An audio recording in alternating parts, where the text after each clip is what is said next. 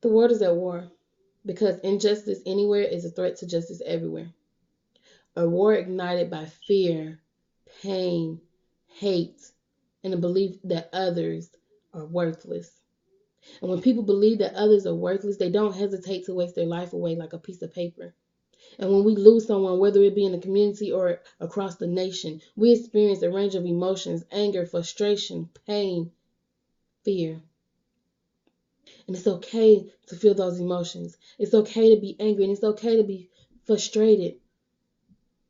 But it's not okay to use that anger and emotion and channel it into negativity, causing riots and more senseless acts of violence.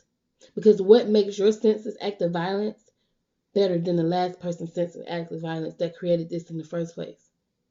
You see, an eye for an eye only makes the whole world blind. But again, I say it's okay to feel anger and frustration, but channel it into positivity. Use that to ignite the fire that sparks the change in the world. History is repeating itself, but it doesn't have to. Like it repeats itself because our laws are outdated and people are not well educated. People fear what they don't know.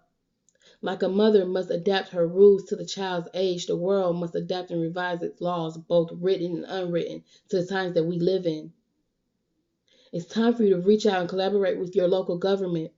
Get involved and educated in politics. Go out and vote and know who you are voting for and why. We must continue to grow our minds and seek education every opportunity we have. Take the mindset, each one, teach one. Teach each other and strengthen your community. Because when you know better, you do better. You see, people fear what they don't know. So get to know your neighbors, your community leaders, police officers, and business owners. Reach out to them.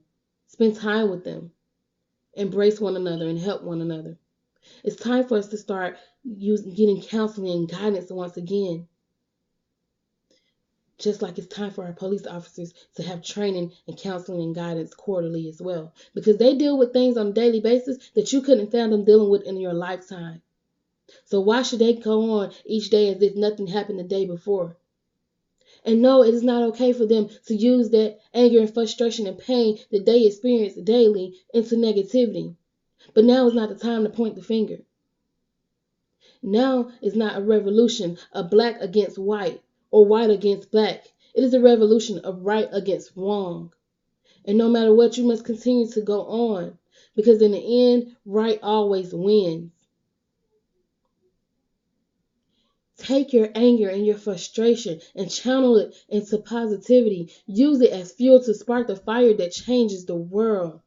You see, like God destroyed the world with floods so that it can be new, we must destroy our old laws, stereotypes, and racism to begin anew. It's time for you to stand up for something so that you don't fall for anything. Because when you stand for nothing, you fall for everything. It's time to be the change that you want to see. Change starts with you. It starts with me. It starts with us, and it starts now. We have to be the change that we want to see. It starts with us. Because I know I want to live in a world where my daughters and my sons can walk outside and not fear for their lives. I want to know that when they come home, they are okay. I want to know that they are going to come home. So the change starts with us right here, right now.